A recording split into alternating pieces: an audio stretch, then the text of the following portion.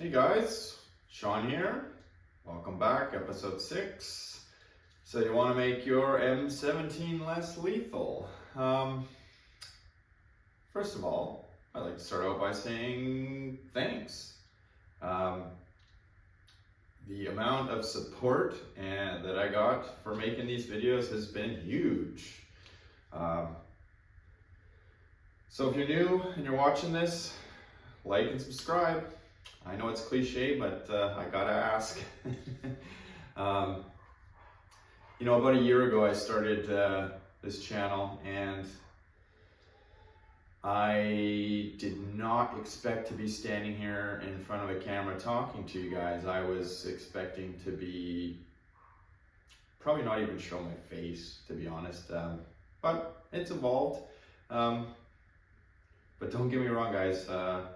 You're not going to see any high production values here. This is going to always be a garage edit or tabletop type video. I do maybe plan on adding some maybe some damage tests coming up here. But anyways, this episode we are going to do version 2 bypass.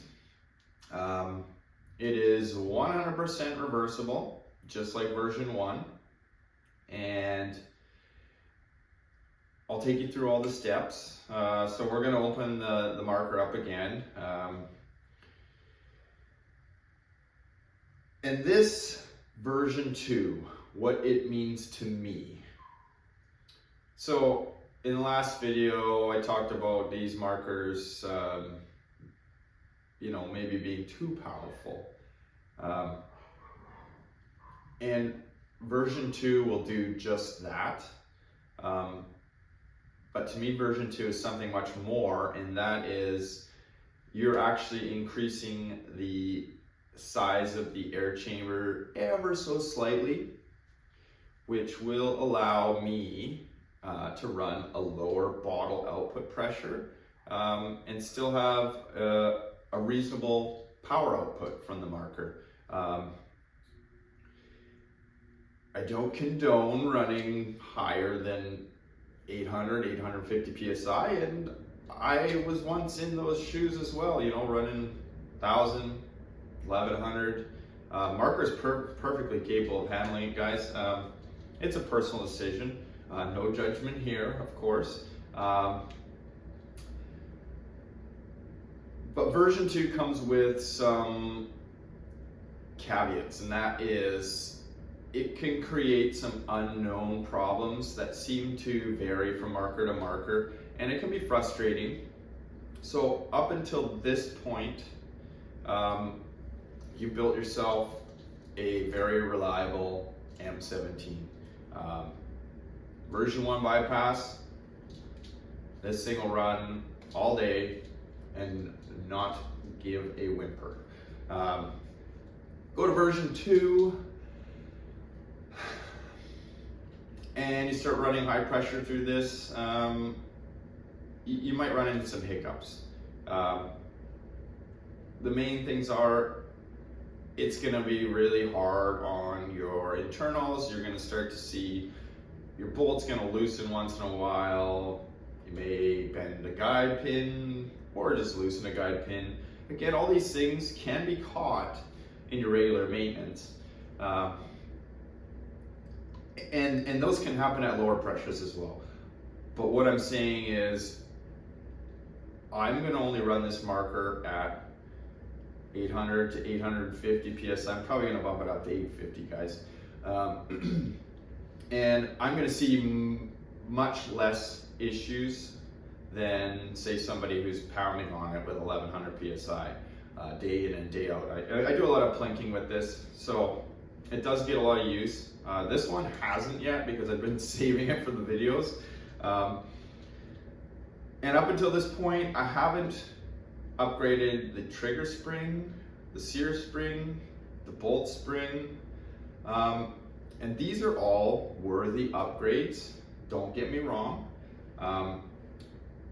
But the objective of this video series was that you could build an M17 out of the box without buying some strange adapters that you probably didn't even know what they were for, or upgrading your air chamber. The list is endless, and there are mods for these too. But the objective of this was to spend as little as possible, but still have a very quality, reliable marker. And up until this point,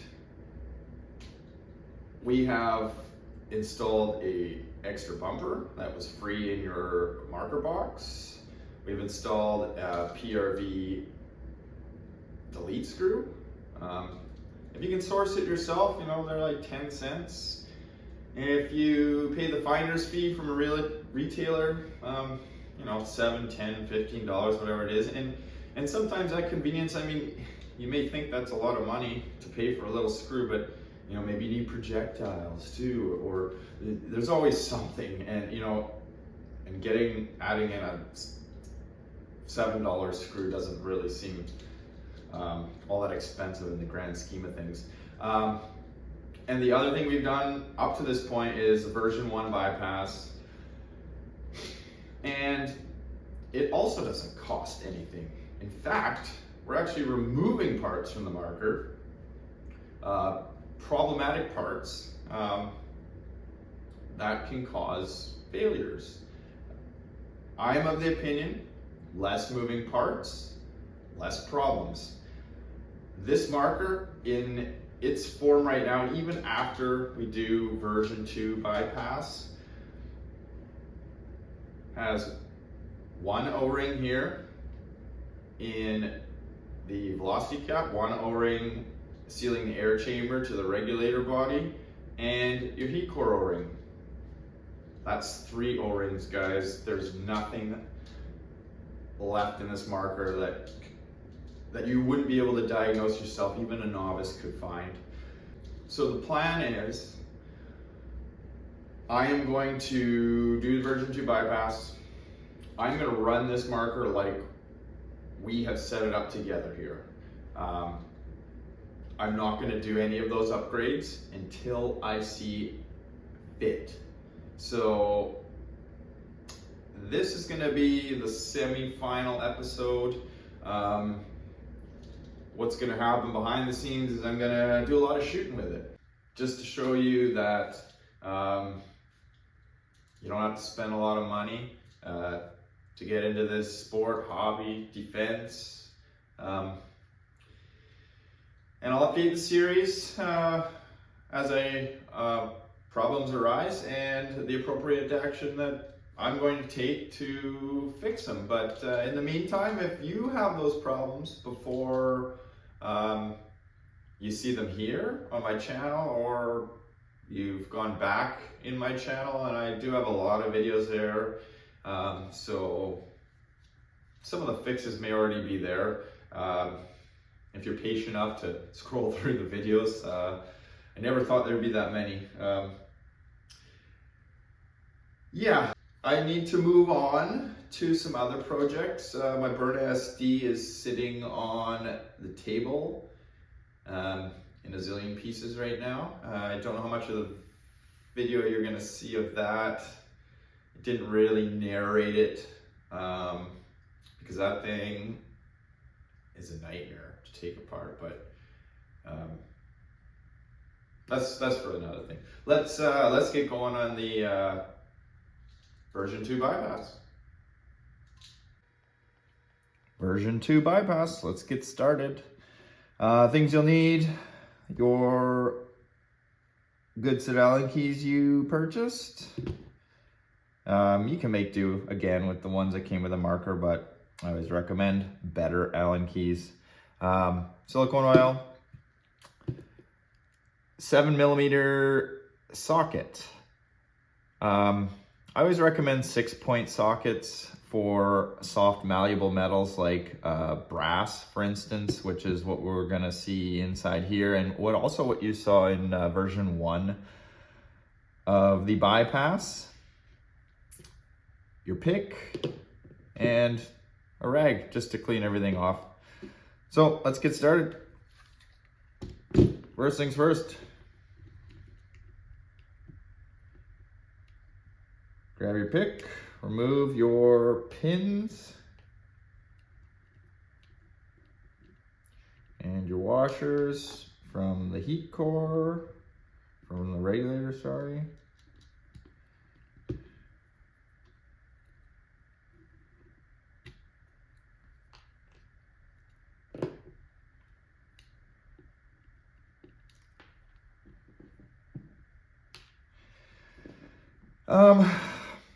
We're gonna do the advanced route this time. And I say advanced because, well, it's not really advanced, but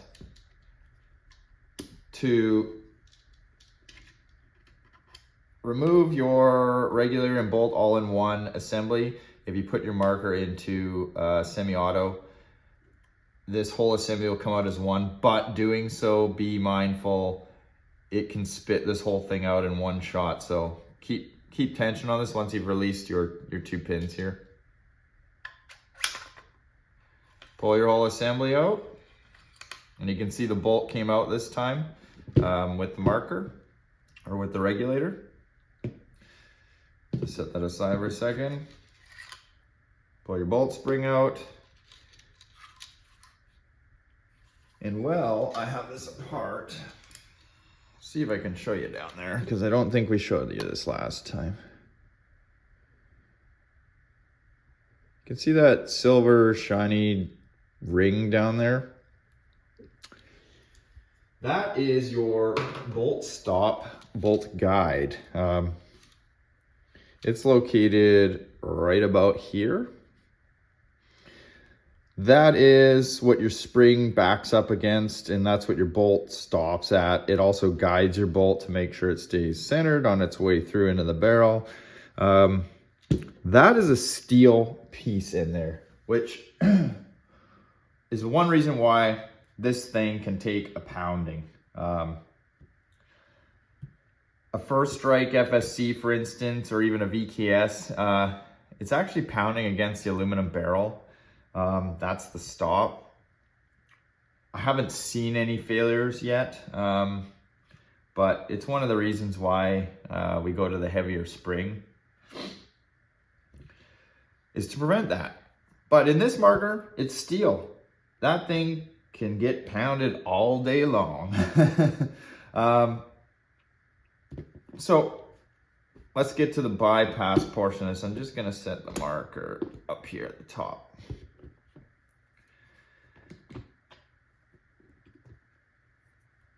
Just pull your bolt off, like that. And you know what? We're just gonna wipe everything down. It's always good, if you ever open your marker, it's always just a good time to give it a once over, wipe it down, fresh lube, check everything. So I'm checking my bolt, it's not loose. Guide pin is not loose, shouldn't be. Haven't really had that many rounds through this.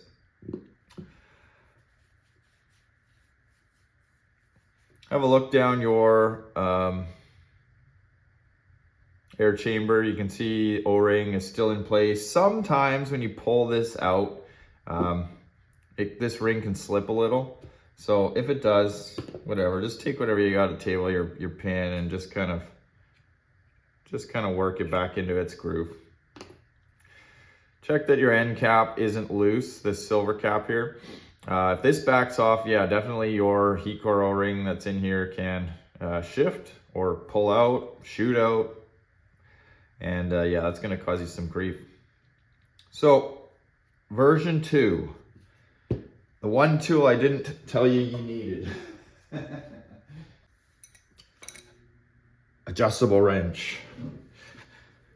How could I forget such a thing? Really easy. Grab your regulator, grab a hole like this, and you can see there are 2 flats on this. So it's lefty loosey, righty tighty. So we want to undo this top portion here that is threaded into your regulator body. So take your adjustable wrench, get it on there. And it shouldn't be too tight. You should be able to do this by hand. And I haven't taken mine off yet. They do put a little bit of Loctite material in there, so it's stiff, but it can be done by hand. Once you got it loose there, take it apart. You can actually see in there. You can see that sort of white jism material. Yeah, that's the Loctite stuff. So you want to go ahead and wipe that off. Doesn't have to be sparkling clean, but you don't want any on the face of this O-ring. So this is your piece got in there. This is your air chamber O-ring. You got a spare one of these in your pack. This one doesn't leak very often, but it can.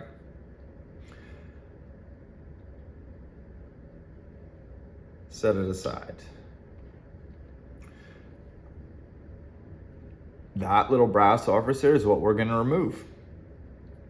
That is your version 2. Once that's removed, we are good to go. But this is also Loctite in here. I had one that was stuck bad and I actually twisted the head off. But I was still able to actually get it out. There was enough material in there that I just put a easy out to get it out. But that being said, I'm gonna put my wrench on it, my 7mm socket, and if it's like unusually tight, I'm gonna stop and I'm gonna go maybe grab a lighter or my heat gun, probably just use a lighter, and heat it up just a little bit and crack it loose. But out of all of these I've done, I've only ever broken one, and it's mainly just my fault. The other thing to note here is if you have a mil-sig M17, the OG, that's actually gonna be a little set screw in there with a hole in it, which is much easier to remove because you can actually, it's not soft brass. But just a note, so if you see the set screw, you're doing the same thing. You're gonna remove it. So I'll put our 7mm on there. And this one's turning just fine, but I can feel it definitely has its share of Loctite on there, and you can see how easy I'm doing this, or gently I'm doing this, I should say. I'm not just trying to spin it off in one shot. Just take your time. I mean, it's getting really loose now. You see that there? So it's backed out. Now I can grab this with my hands and do that.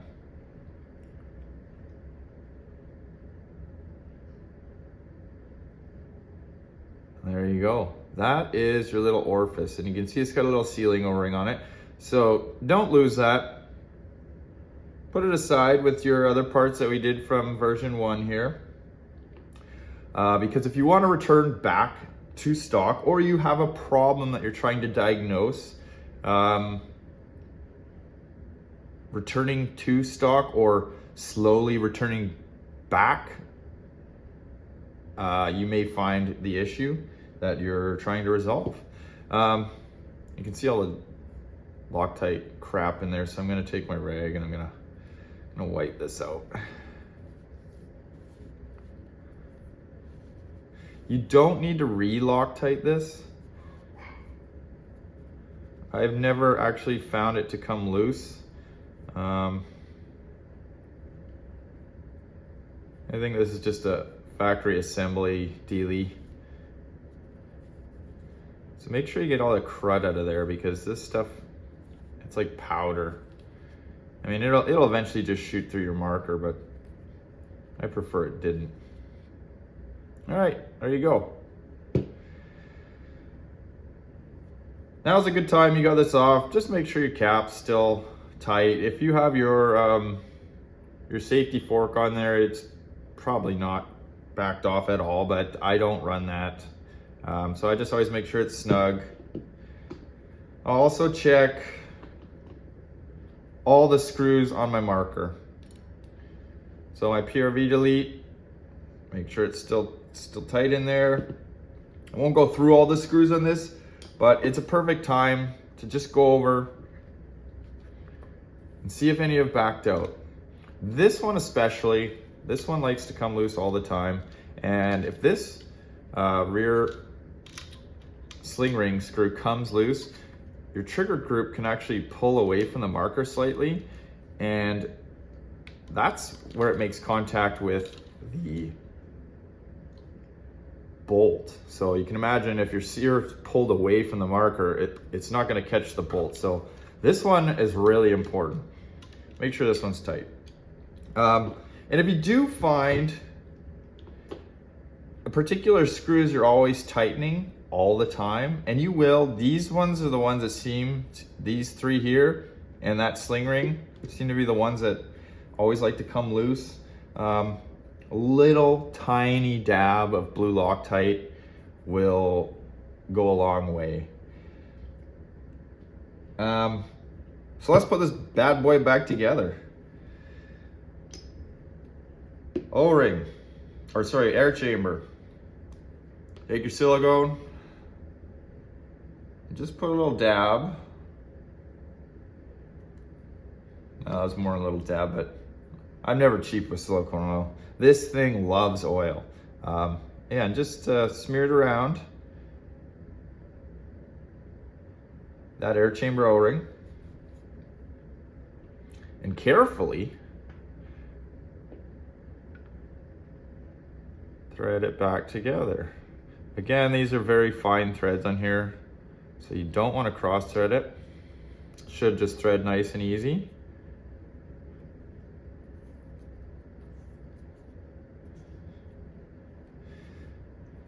Once you got it, once you're sure that it's not cross-threaded, grab a hold of your regulator body,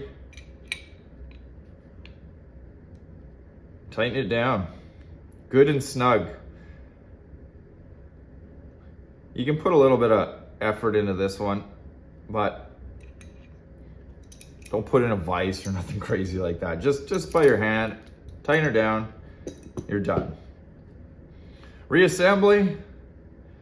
We've showed this already. I put some oil on my air chamber.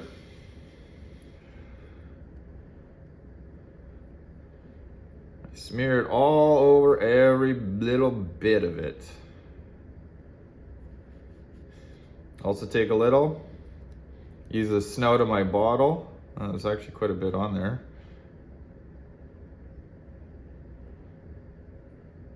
Put a drop on your heat core O-ring and just smear it around in there. Again, don't have to be cheap on it. Whoop.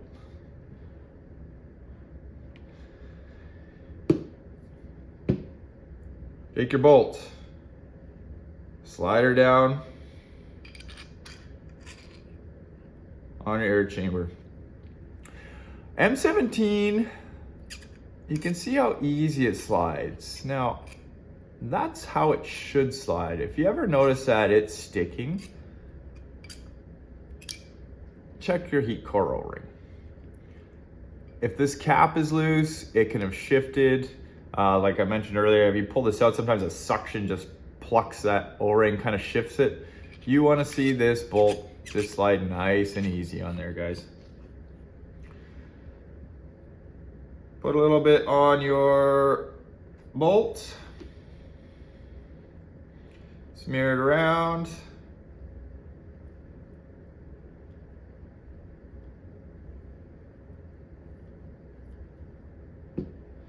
Whatever's left on your fingers, just spread it on your spring.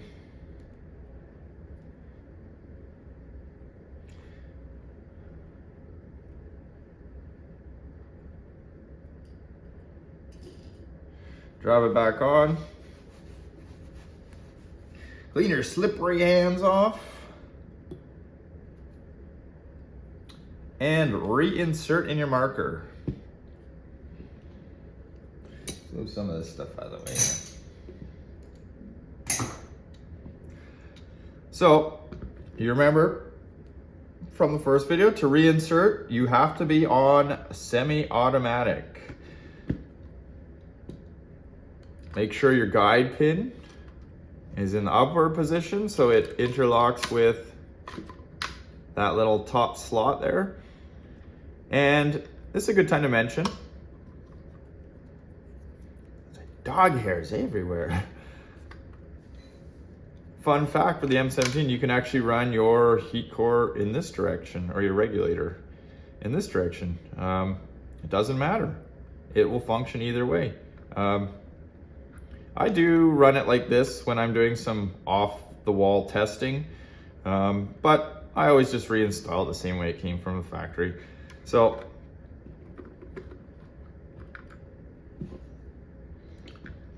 with it in semi-auto, push your bolt forward, and when you kind of hear that click, you gotta pull the trigger to get the sear to drop so the bolt can slip by. And once you have it slip by and you can see your holes,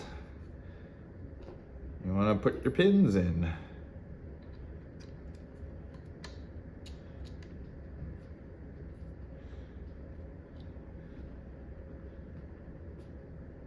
Sometimes you just got to wiggle it a little bit to get them through.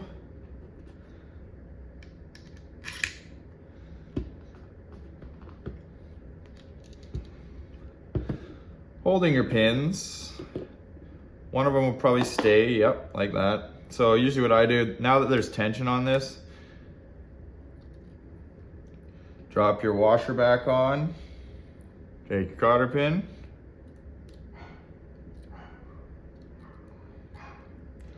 just stick it back in there. Like that. Once you got one pin in, you're safe to let go of this, or if you're keeping pressure on the rear of the regulator, safe to let go now. Put your other pin in, your washer,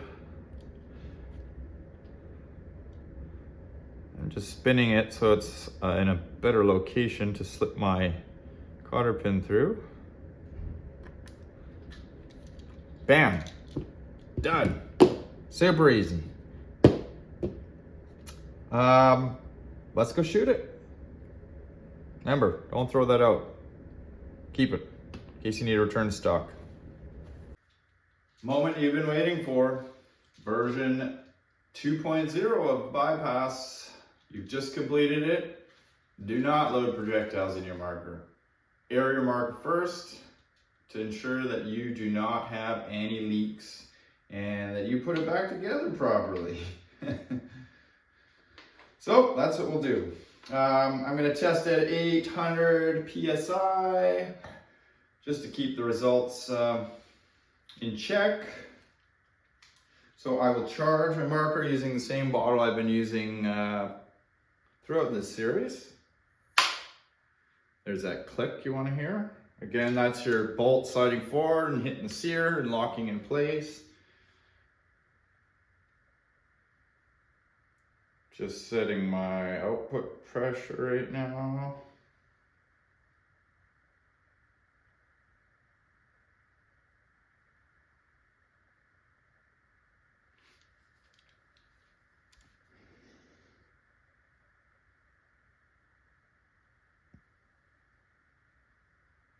$800 PSI.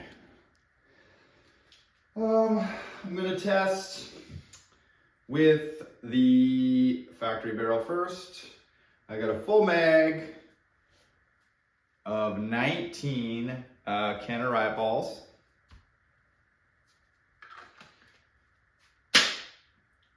I'll shoot a couple over the chrono just to see what improvements are we going to see with version 2.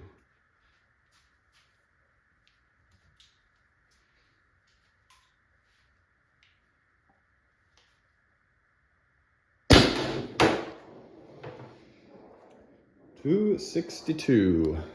Now, I'll put the graphics on the screen from the last go around with version 1 with this barrel and Ken Riot balls. But I think it was about 30.5 joules. So there's a marginal improvement. And I say marginal, like, well, I don't know, that's like maybe like 5 feet per second better. And it is what it is. It's an improvement, and that's what we're testing for.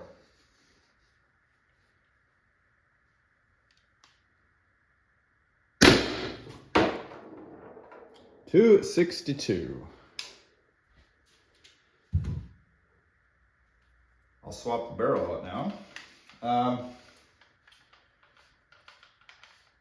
For this, I'm just going to use the Grimbird 9-inch A5 686 smooth bore.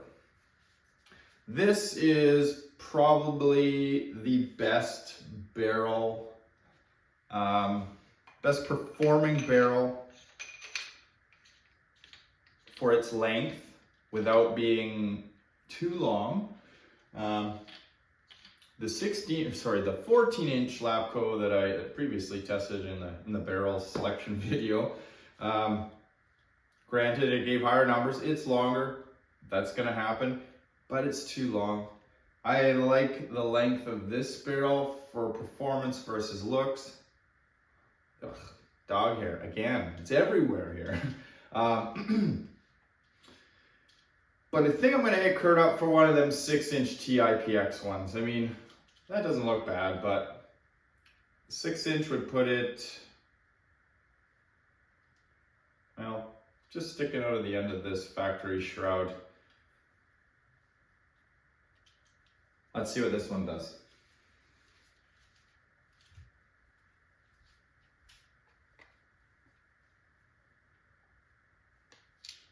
I think we're at 35 joules with this barrel and version 1 bypass.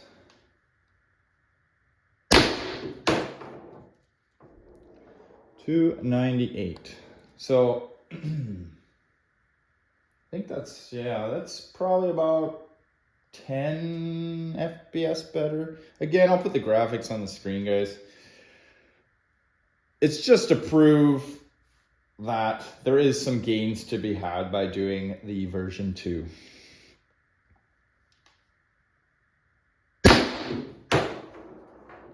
.292. Do I have any? Yeah. I'll just keep shooting with this for now. I got a bunch of balls in there. .288. The trap's moving. .290.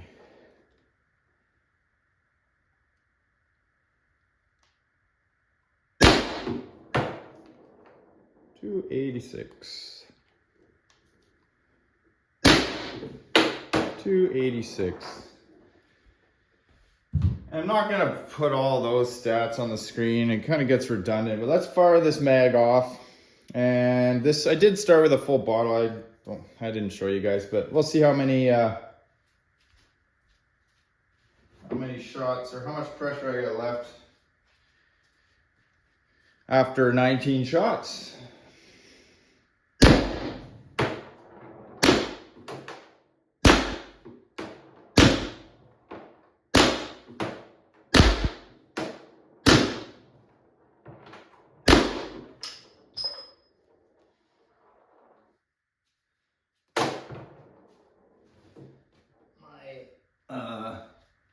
Clamps are slipping up there.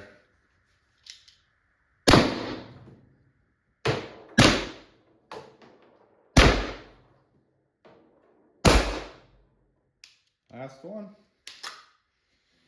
Mag's empty. Breech is empty. And we are just a hair under 2,000.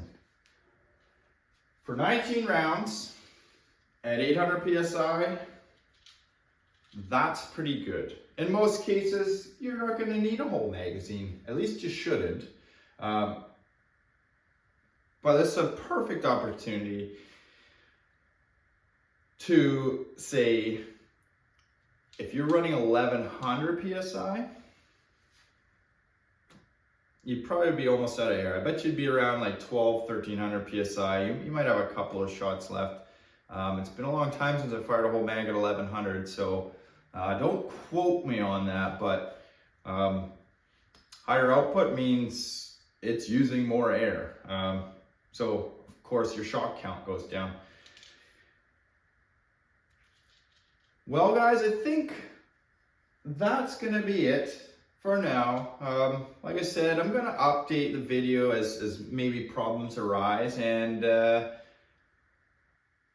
you guys can hit me with questions, comments, concerns. I'll always be here to help, no matter what you choose to do to your marker. See you on the next one. Take care. Bonus footage, guys. Something I noticed during testing was the fluctuation in my feet per second. Now, all my other M17s, I'm running the version 2 bypass, including my CQMF, and I haven't seen that sort of fluctuation, but I also wasn't testing with this. Now this bottle is, or has, adjustable regulation, but I don't know to what extent and how it internally functions in there, and I'm wondering if this is playing a part in that feet per second fluctuation that you guys have probably noticed as well, and maybe didn't say anything. So here, this is my 10 CI first strike tank. It is known good 800 PSI output. This is the tank that I normally always test on for 800 PSI, and it has proven to be accurate and sustainable. So I'm gonna put the tank in. I've got this new Valken on off here. Now we're gonna give it a whirl.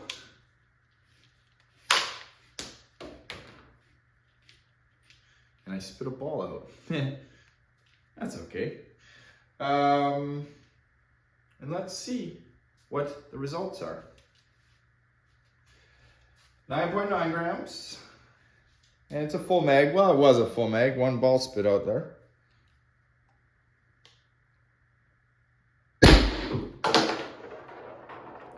$2.92.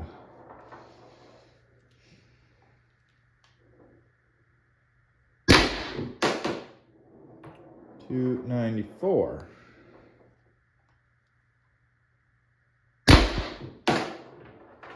$2.92.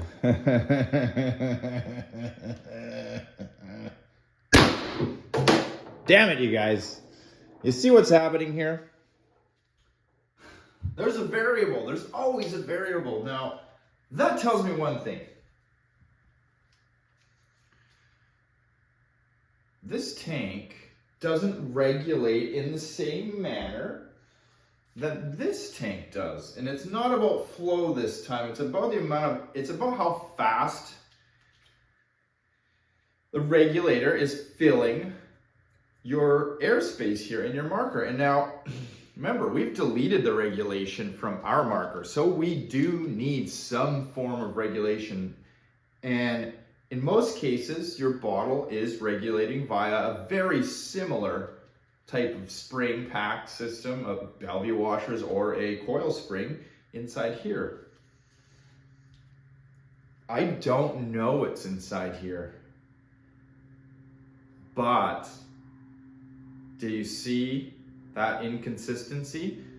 This marker is holding the 5 FPS that I promised you it would from the beginning.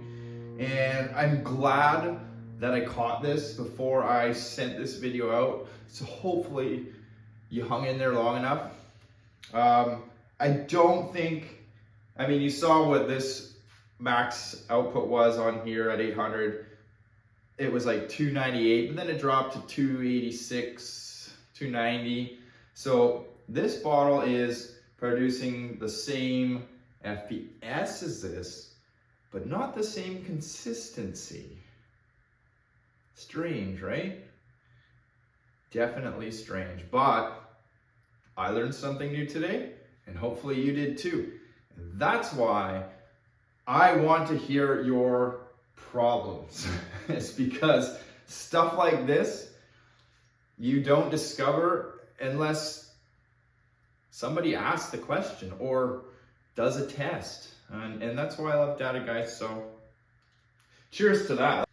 Definitely more consistent on this, on a actual regulated bottle. Now don't get me wrong, that bottle is regulated. I just don't know how it functions internally. I wish I had have done this whole video series with a bottle that I was more familiar with, but it is what it is, guys.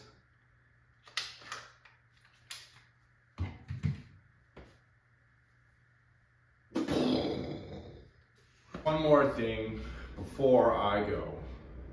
Did I mention how pissed I am that I tested on that bottle? Doesn't change the fact that if you've stuck in there this long, everything I showed you is relevant. Good tanks, known pressures. Data tells the whole story, and sometimes until the data is complete, you don't figure out something's wrong or you don't find a solution to the problem. But I didn't show you the best part about this Valken ASA on-off. So up until this point, I told you don't dry fire your marker. When you shut the gas off, you should be just dry firing it into something so your bolt isn't free airing.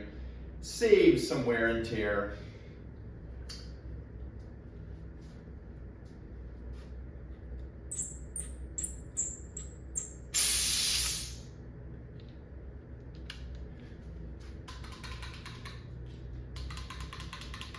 Best part about it, worst part about it, it is a twist style, and my wrists do not do well with twist style. Very uncomfortable for me, but that's something I might just have to suck it up, buttercup.